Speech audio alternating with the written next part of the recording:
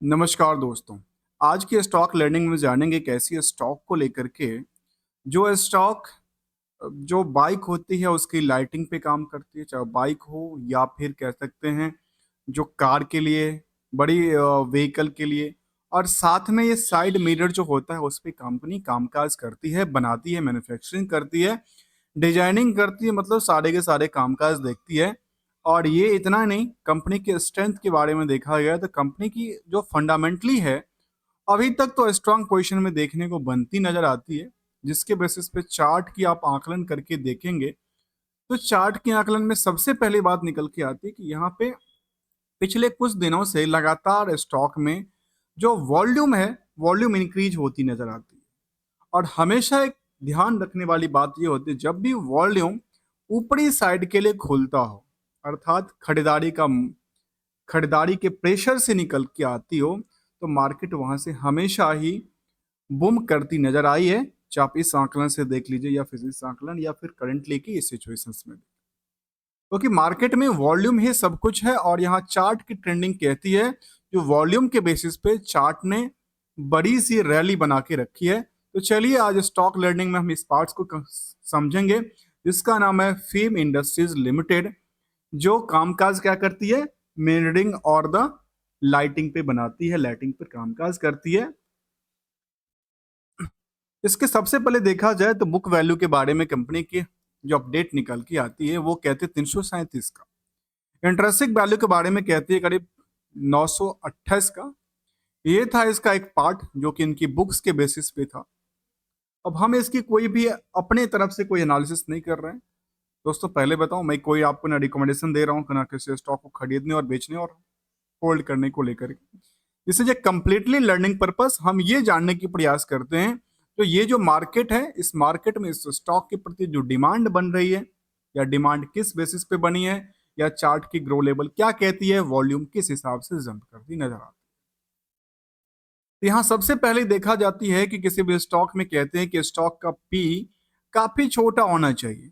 P का मतलब वो है जहां पे भीड़ की बात करती है, मेला की बात करती है, अर्थात इंडस्ट्रियल की जो बाकी कंपनियां हैं, इस सेक्टर की बात कर रहा हूँ, इस सेक्टर की जो बाकी कंपनियां हैं वहां पे भीड़ की बात करें करीब 36 के आसपास का।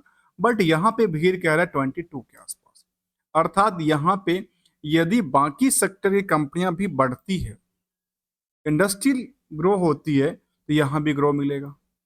और वैसे भी ग्रो नहीं मिलेगा तब भी इसको तो यहाँ तक पहुंचना चाहिए ना, एवरेज तो करना ही चाहिए।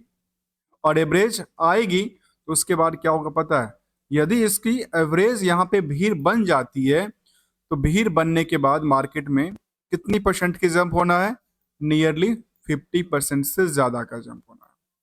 तो यहां से यदि 50% का ऊपरी लेवल लेता है तो करीब करीब ये 2400 के आसपास तक जा सकता है। अब मैं ये नहीं कह रहा हूं कि ये टारगेट है इस स्टॉक को लेकर के, जो यहाँ पे इसको ले टेक्निकल कहते हैं कि यहाँ पे फिलहाल स्टॉक कहाँ तक गया था और बाद में यहाँ पे थोड़ा सा प्रेशर के बाद बिकवाली हुआ है। तो मैं ये नहीं कह रहा हूँ जो स्टॉक 2400 की आकलन को जाएगा फिलहाल। मैं ये आकलन कर रहा हूँ जो 24 तक का, 100 तक का इनका क्या निकल के आती है, इंडस्ट्रियल की कैपेसिटी के बेसिस पे इसकी वैल्यूएशन हो सकती है फ्यूचर्स प्लान। आइए इसके प्रति जो डिमांड बढ़नी है घटनी है उसके दो इम्पैक्ट देखने को मिलता है। सबसे पहला जो डिमांड बढ़ती है उसका मेन कारण है डेट टू इक्विटी रेशियो, और दूसरे का कारण है करंट रेशियो। इन दोनों से आपस में लिंक है। अब ये कैसे कैलकुलेट करते हैं, इसका भी फॉर्मूलाज हैं जो करंट मार्केट प्राइस में मान लेते हैं। इसको या तो इससे डिवाइड कर दीजिए अर्निंग पर शेयर से, या फिर इसको ये मानिए तो अर्निंग पर शेयर है करीब 68 रुपए का, और इसकी लेकर के जो खरीदार आए मार्केट में किस वैल्यू से, इसके प्रति जो खरीदार आए वो कितने गुने की आ गई, किसके लेवल पे, ये 22 गुने की खरीदार आए इस प्राइस को लेकर के। इसी को कहते हैं स्टॉक का पी, ये निकल के आता है। अब कई बार ये भी देखने को मिलता है कि बुक वैल्यू से कंपेयर करके देखें तो प्राइस टू बुक वैल्यू करीब करीब 4 गुने 4.5 गुने के आसपास की है, लेकिन स्टॉक में भीड़ कहता है करीब 22 गुने की हो गई, किसके बेसिस पर, अर्निंग के बेसिस पे। अब अर्निंग में दो चीज को बिल्कुल ध्यान रखना चाहिए जो डिमांड और सप्लाई को क्या करती है, घटने या बढ़ाने का काम करती है। इसमें सबसे पहला इम्पैक्ट देखने को मिलता है ईपीएस के अंदर, जो ये फैक्टर को देखा जाए तो 0.03 इज द क्या है, debt to equity ratio. Second part is the current ratio. वैसे तो रेशियो ढेर सारे होते हैं, आप क्विक रेशियो देख सकते हैं, एसेट्स टू लायबिलिटीज के रेशियो अलग अलग क्रिएट कर सकते हैं। फिलहाल हम दो रेशियो पे ध्यान देते हैं। एक वो रेशियो है जो कि इंटरेस्ट की बर्डन की वजह से क्या करता है, जो खास करके बोरोइंग्स की पार्ट, लोन की पार्ट में इंटरेस्ट बढ़ेगा तो क्या होगा, पीएल में दबाव पड़ेगा। और एक वो है जो एक सेल्स को उगाही करता है। मैं कहता हूं उगाही क्यों करता हूं, क्योंकि एक लोकल लैंग्वेज है उगाही करना, उसका मतलब होता है जनरेट।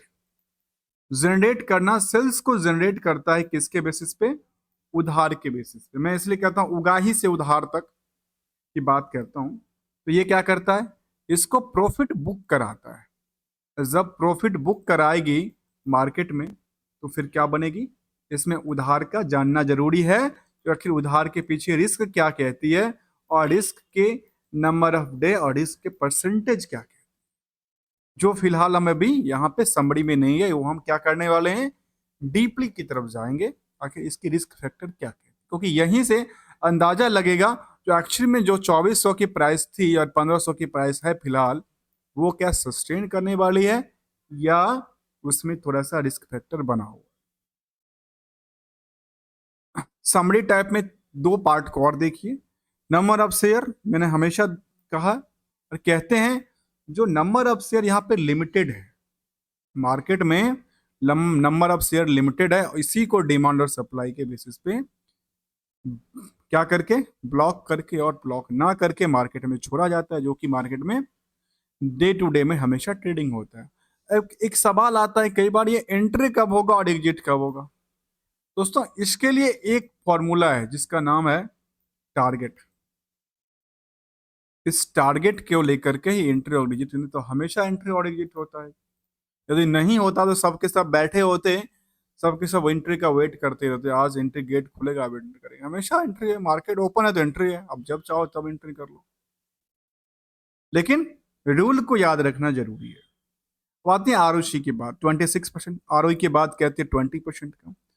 डिविडेंड का ट्रैक रिकॉर्ड भी रहा है 1.31% का, जहां पे फेस वैल्यू था 10 रुपए का, वहां अर्निंग कितना करता था, करीब करीब 7 गुने के आसपास पहुंचा था। अब आइए जानते हैं अगले कड़ी की तरफ, जहां पे हम step by step summary data के बेसिस पे क्या करने वाले हैं, कंप्लीट की तरफ जाने वाले हैं। लंबा सा हो सकता है, चाहो तो आप लंबा प्रोसेस में चलो या फिर आप कट करके देख सकते हो, क्योंकि this is a completely learning. हम आपको कोई रिकमेंडेशन तो दे नहीं रहे हैं जो आप फटाफट आओ और मैं आपको एक बम्बाट फ्री में एडवाइस डांट रहा हूँ, ये स्टॉक ले लो, ये स्टॉक ना लो, ये जिसमें करेक्टली खराब है, नीक है, अच्छा है, बुरा है।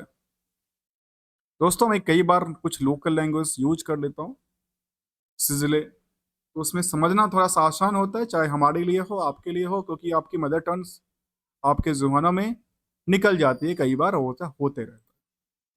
आइए जानते हैं इसको लेकर के क्या कहते हैं।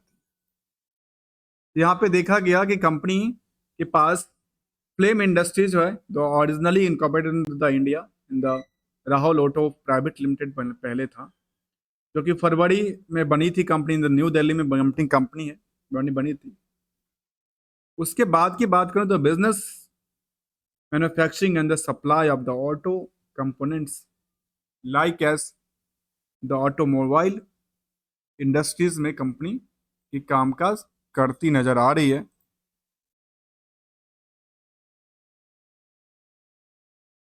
अब आते हैं बात करते हुए पीयर्स को लेकर के, और अभी तक आपने यदि चैनल को सब्सक्राइब नहीं किया है तो वीडियो को लाइक, चैनल को सब्सक्राइब कर लीजिए, क्योंकि हम आपके साथ कंप्लीट लर्निंग पार्ट्स में चलने का प्रयास करते हैं, जहां पे इसके साथ पीयर्स में संवर्धन, मदरसन और बोझ जैसे बड़ी बड़ी कंपनी है। यहाँ पे मार्केट कैप की बेसिस पे इसको फिल्टर किया जाता है, सॉर्टेड किया जाता है।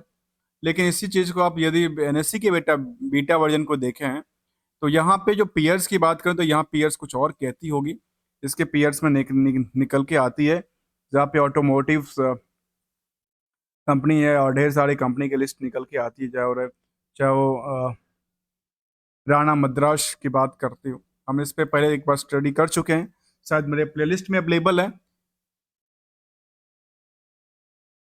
आइए जानते हैं इसको, फंडामेंटल में फाइनेंशियल्स को लेकर के क्या कहती है कंपनी के फाइनेंशियल्स। तो यहाँ पे देखा गया जो मैनेजमेंट की परफॉर्मेंस को दर्शाता है, जो आखिर मैनेजमेंट कहाँ पे किस लेवल पे कामकाज कर रही है। तो यहाँ पे जून टू जून का आकलन देखिए, देखा जाए तो यहाँ पे क्या कहती है, वाई और वाई को बेसिस पे इंक्रीज करती है। यदि क्यू और क्यू के हिसाब से देखें तब भी इंक्रीज करती है, कोई कमी नहीं थी। ऑपरेटिंग प्रॉफिट की तरफ देखा जाए तो वो नियर अबाउट द सेम रही है, थोड़ा सा चेंज हुआ। प्रॉफिट में देखा जाए तो 36 करोड़ के आसपास को जो आकलन था वो 49 करोड़ तक हो गया। अर्थात समझ में ये आई जो 49 करोड़ इज द सबसे ज्यादा फिलहाल ये इसकी लास्ट जो डेटा है ना उसमें टॉप लेवल पे बनी है। मतलब ये कह सकते हैं जो कंपनी के परफॉर्मेंस खराब नहीं है, अभी तक फाइनेंसियल्स इसका स्ट्रांग है। स्ट्रांग में दो फैक्टर को जरूर जानना जरूरी है कि आखिर इस बेसिस में इनका नेट प्रॉफिट मार्जिन क्या कहता है, इसको भी हम जानेंगे। ईयरली बेसिस पे चले हैं तो ईयरली बेसिस के डेटा के बारे में कहा गया। पहले एक नजर हम जो देख रहे थे क्वार्टरली बेसिस में, तो वाई और वाई के बेसिस पे क्या चेंज हुआ इसमें देखा गया कंपनी को लेकर के। जो वाई और वाई में कंपनी की जो रिवेन्यू थी करीब 21% की जंप करती है, क्योंकि परसेंटेज को जरूर ध्यान देना चाहिए, केवल नंबर की गेम नहीं समझना चाहिए, number is the game. Percentage जो है वो इज द मेन फैक्टर। क्यों? क्योंकि आप बैंक से लोन लेते हैं, आप कुछ भी करते हैं तो आपके पास क्या करती है, इंटरेस्ट जो होती है वो परसेंटेज में लिया जाता है, नंबर में थोड़ी बोला जाता है। तो परसेंटेज रखना चाहिए। अगर परसेंटेज ऑफ ग्रो क्या है, परसेंटेज ऑफ आपकी खर्च क्या है। 21% के आसपास किसमें रिवेन्यू ग्रोथ होती है, ऐसे देखा गया तो नेट इनकम तक में करीब करीब 37% के आसपास की जंप देखने को मिली वाई ओ वाई के फिगर आउट के बेसिस पे। ऐसे ईयर ऑफ ईयर के हिसाब से देखें तो ईयर ऑफ ईयर हिसाब से मैनेजमेंट की परफॉर्मेंस लेवल में सेल्स में लगातार जो जंप का सिलसिला है वो बढ़ा है। कब से? कोविड के बाद की बात करो, 21-22 से बढ़ना चालू हुआ, 1500 करोड़, 1800 करोड़, 2000 करोड़, और लास्ट 12 महीने के डेटा भी करीब 2100 करोड़ के आसपास पहुंचा। ऑपरेटिंग प्रॉफिट के बारे में कहती है कि नियर अबाउट 13% के आसपास इनकी रही है, इसमें कोई फेर बदल देखने को नजर नहीं। अब आते हैं लास्ट कड़ी जिसका नाम है प्रॉफिट। इन सबके पीछे प्रॉफिट क्या कहता है और अदर इनकम सोर्स यदि है कंपनी के पास, अदर इनकम सोर्स इसके बारे में क्या संकेत देता है। तो यहाँ पे देखने को मिली करीब 16 करोड़ के आसपास रही थी अदर इनकम, जो कि पिछले पीरियड से करीब करीब 50% की इंक्रीज करती नजर आई। और इस बेसिस पे देखा गया कि यहाँ पे कंपनी की ओवरऑल यदि प्रॉफिट को आकलन करके देखें और सेल्स को, तो फिलहाल कंपनी एक उच्चतम लेवल पे कामकाज करती नजर आ रही है। ये मैं नहीं कह रहा हूं, इनकी डेटा बेसिस कह रही है। जो आप डेटा बेसिस को देखेंगे तो इसकी चार्ट को देखें तो चार्ट बेसिस यही कहती है, और चार्ट भी आपको सामने हम देख लेते हैं, जहां चार्ट के आकलन थोड़ा सा रिवर्सल में है। मतलब आप यहां से बैक से देखें तो यहां पर तक देखिए, यहां से देखना है तो रिवेन्यू मॉडल ये देखना पड़ेगा, प्रॉफिट के बारे में देखना तो ये देखना पड़ेगा। मतलब क्या है, ये पीछे से पीछे में इसका ये देखा जा सकता है कि यहां से लेकर के और यहां तक ये चलती नजर आई। स्टैंडअलोन डेटा था या आप कंसोलिडेटेड डेटा को आकलन करके देखिए। कंसोलिडेटेड डेटा की तरफ देखेंगे तो ये कहती है नियरली लगातार ये भी सेम फिगर आउट में देखने को मिला है। आइए अब आते हैं अगले कड़ी की तरफ, जहां प्रॉफिटेबिलिटी के बारे में देखा गया कि ईयर ऑफ ईयर के बेसिस पे कंपनी के पास जो रिवेन्यू था वो 10% की नियरली जंप करती है। जब 10% की रिवेन्यू जंप किया तो ऑपरेटिंग एक्सपेंसेस में 8% की जंप होती है, नेट इनकम 18% बढ़ती है, और ये लगातार EBITDA में 7% तक की उछाल देखने को मिली है। जब ये सब के सब उछाल देखने को मिली है तो हमें प्रॉफिट के जो खास करके बुक किया गया है, मैं ये नहीं कह रहा हूं जो कंपनी की मैनेजमेंट ने परफॉर्मेंस नहीं किया, परफॉर्मेंस में एक चीज को जानना जरूरी है जिसका नाम है उसका उधार सेल्स, और उधार सेल्स में रिस्क कितना बचा हुआ है ये जानना जरूरी है। इसलिए इसको कहते हैं हमेशा profit is the booked part, booking किया गया है जिसके बेसिस पे हमारे पास ईपीएस निकल के आती है। ईपीएस के लेवल पे हमने ये देखा जो स्टॉक में डिमांड कितनी बढ़ी, करीब 22 गुना की। और ये हमेशा, ये नहीं कहता हूँ ये फिक्सेबल है, ये दोनों हमेशा रनिंग मार्केट में चलती रहती है, क्योंकि मार्केट में डिमांड, लोग आएंगे, वॉल्यूम बढ़ेगी तो मार्केट में ऑब्वियसली प्राइस में चेंज होता रहेगा। अब आते हैं इसी कड़ी को समझते हुए जो कि दो फैक्टर को जानेंगे, खास करके बोरोइंग्स को लेकर के और जो अदर फैक्टर है ट्रेड रिसीवेबल्स को लेकर के और इसको यूटिलाइजेशन। तो यहाँ पे देखें तो निकल के ये आती है जो बोरोइंग्स के पार्ट को लेकर के जब हम बात करेंगे तो कंपनी के पास बोरोइंग में कोई फेरबदल नहीं था, नियर अबाउट थोड़ा पेमेंट किया था, इसमें चिंता की कोई बात नहीं थी। तो इसको कुछ में कुछ भी ऐसा नहीं देखने को मिला। आखिर क्या हुआ, जबकि इनके पास देखने को यह मिली जो fix assets near about the same, increase भी नहीं किया, डिक्रीज भी नहीं किया, क्योंकि 200 मतलब 2 करोड़ का बढ़ा, इसमें क्या बढ़ा, कोई परसेंटेज आप देख लीजिए काउंट में करके। अब आते हैं मेन फैक्टर जिसका नाम है करंट अदर एसेट्स के अंदर, जो खास करके उन बातों को देखते हैं जो है उधार को लेकर के, जहां पे रिस्क फंसी होती है। अब देखिए इस रिस्क के पीछे दो कारण है। यदि आपकी क्लाइंट लिस्ट अच्छी है तो फिर कोई चिंता की बात नहीं, क्लाइंट आपकी अच्छी। अब ऐसी क्लाइंट मिल गया जो पैसा लेकर के 2 साल तक बैठा हुआ है, पैसा ही नहीं दे रहा, तो वो तो रिस्क है ना, पता चला कल तो आईबीसी में चला गया वो। इनके लिए रिस्क के साथ साथ देखा जाए क्या इनका जो मार्केट के हिसाब से क्या निकलती है, कुछ एक्सपेक्टेशन देती है या नहीं देती। यहाँ पे देखा गया कि इनके पास रिसीवेबल कितने के हैं, 200 करोड़ के आसपास का।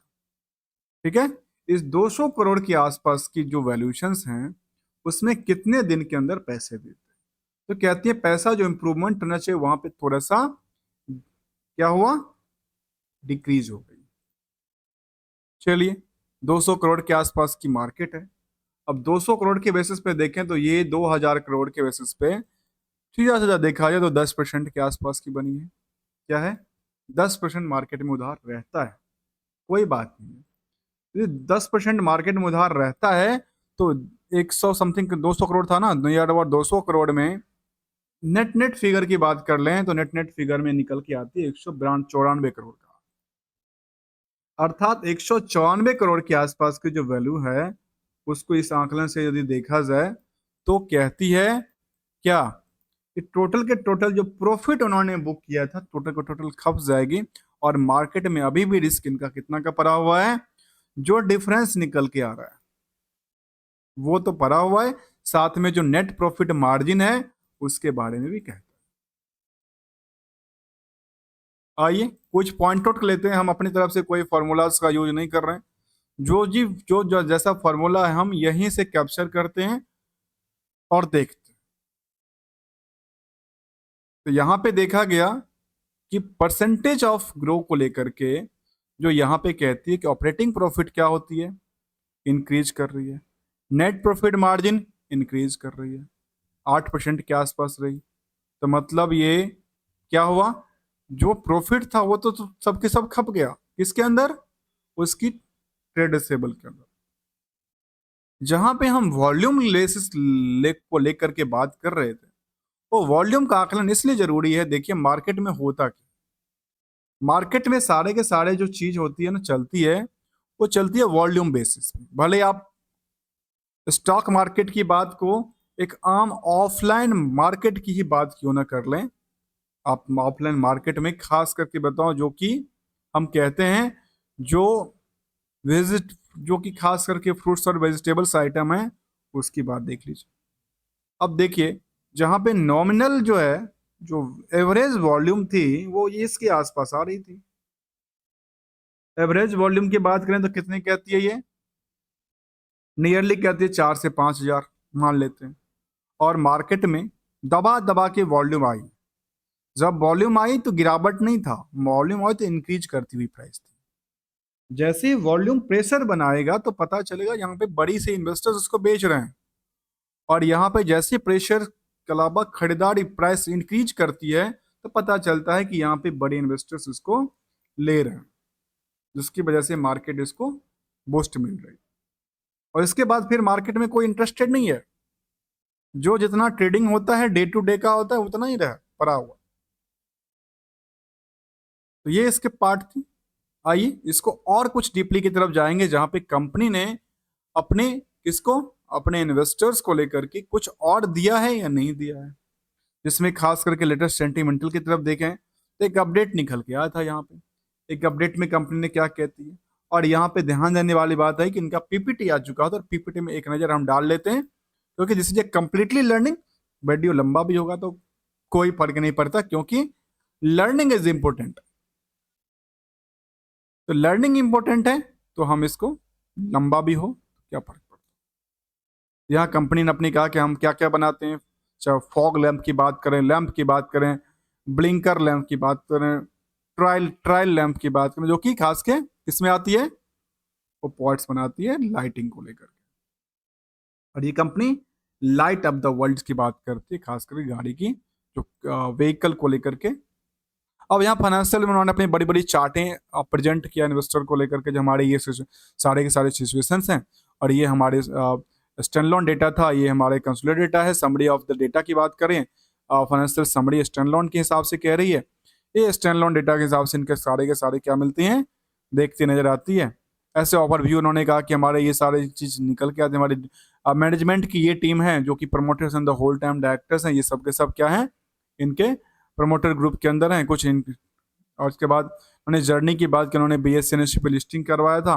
उसके बाद इनकी जर्नी कई गुना से बढ़ती नजर आती है। फिर उन्होंने ग्रुप ऑफ द कंपनी के बाद कि हमारे पास ग्रुप्स ऑफ कंपनी के ये सारे लिस्ट आउट निकल के आती है। Government approval and R&D centre की बात कर रहे हैं, हमारे पास क्या है, R&D सेंटर है। LED लाइट जर्नी की बात उन्होंने 2015 से लेकर 24 तक की बात किया, कि जहाँ तक छोटी सी लाइट से कार करके आज ये बड़ी बड़ी कार के लिए और व्हीकल के लिए लाइटिंग बनाती है। चाहे इनके पास TVS से लेकर के और बड़ी मारुति और यामाहा तक की लाइटिंग पिन उन्होंने अपनी क्लाइंट लिस्ट की बताई है। होंडा के लिए बनाती है, मतलब सबके जो देखने को मिलता है प्रोडक्ट एंड रेंज की बात, TVS, होंडा, सारे के सारे जो बड़ी कंपनी, सुजुकी की बात करें या रॉयल्स इनफील्ड की बात करें, इनके लिए लाइट, बैकलाइट और ये सारी चीज पे कंपनी कामकाज करती नजर आती है। इनके पास क्लाइंट लिस्ट की कोई कमी नहीं है। ढेर सारा इनके पास अवार्ड वगैरह मिल चुका है, जिन्होंने अपनी प्रेजेंटेशन उन्हें भेज रखा है। कोई बात नहीं, इसका इतना पढ़ेंगे तो हमारा टाइम ही खत्म हो जाएगा और सोचेंगे अच्छा मैं तो कुछ बताया नहीं, टारगेट की बात बताया नहीं, रूल तो बताया नहीं। चलिए आते हैं उस रूल पे भी। आखिर जो इन्वेस्टर के बात में सोच रहा था, तो यहाँ पे जो कंपनी है वो अपनी इन्वेस्टर को पता है क्या देती है, एक तो बोनस दिया है इसी साल के अंदर, बोनस भी देती है, एक के बदले एक शेयर, और इतना के बदला फाइनल डिविडेंड इन्होंने 20 रुपए का डिविडेंड दिया। अर्थात जिस टाइम पे इसने डिविडेंड दिया होगा, अभी जुलाई की बात करता हूँ, उस टाइम पे शायद स्टॉक की प्राइस थोड़ी सी कम हुई होगी। जहां पे 3-4 महीने के डेटा को देखें तो शायद 1100-1200 के आसपास की स्टॉक हुई होगी। कितने के स्टॉक थी, 1300-1400 से 1500 मान लेते हैं। तब भी 20 रुपए का डिविडेंड देती है, 1.25% के आसपास डिविडेंड देती है कंपनी। बोनस भी दिया था। आइए आते हैं अगले पड़ाव की तरफ। अब आते हैं इन्वेस्टर को लेकर के, क्योंकि इन्वेस्टर्स वाली पार्ट में नंबर ऑफ शेयर को नंबर ऑफ इन्वेस्टर्स से आकलन करना चाहिए। आखिर इन्वेस्टर्स क्या यहाँ पे इंक्रीज कर रही है या मार्केट से निकलती नजर आती है। यहाँ पे सबसे पहले एक लेटेस्ट सेंटिमेंटल अपडेट था, जो कि 22 तारीख को इसमें कंपनी ने अपडेट दिया था।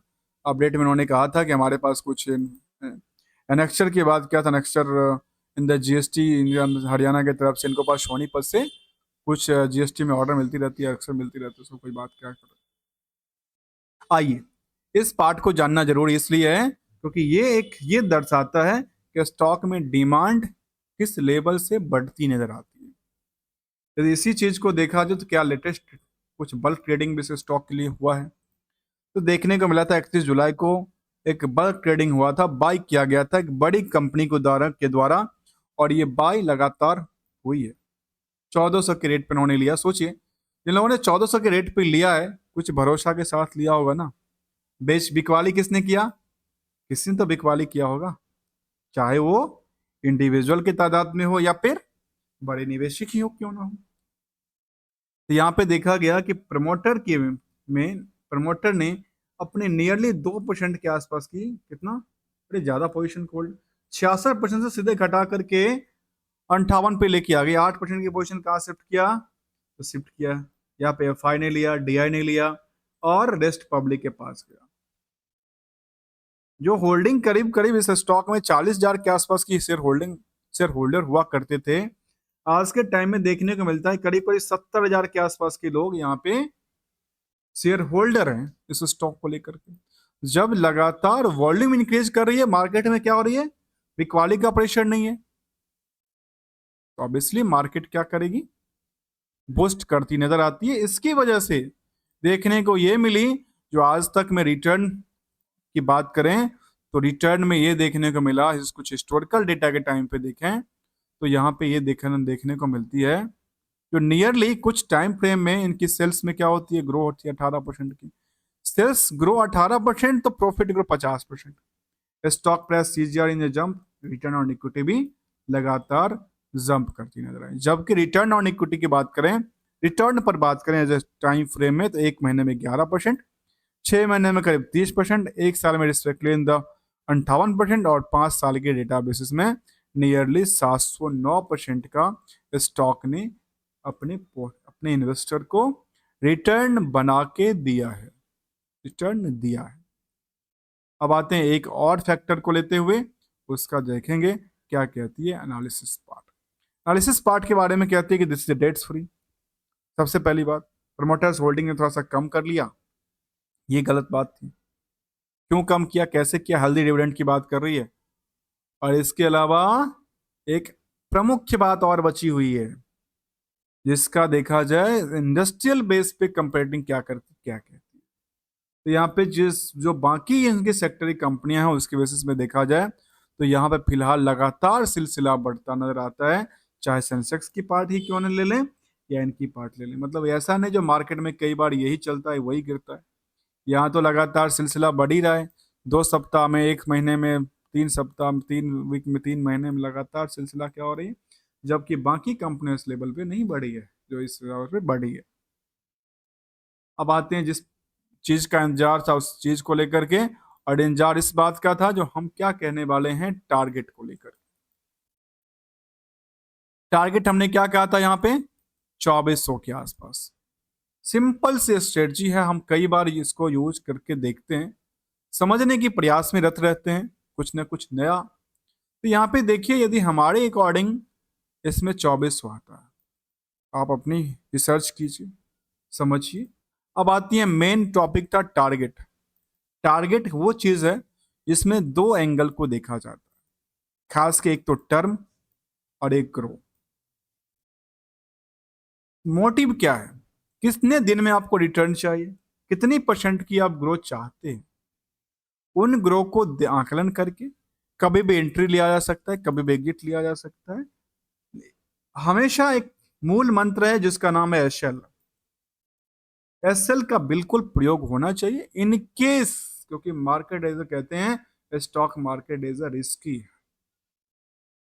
Equity investment is 100% risk in the market, क्योंकि मार्केट में वॉल्यूम का कोई पता नहीं है। आज वॉल्यूम क्या कर रही है? ले रही है।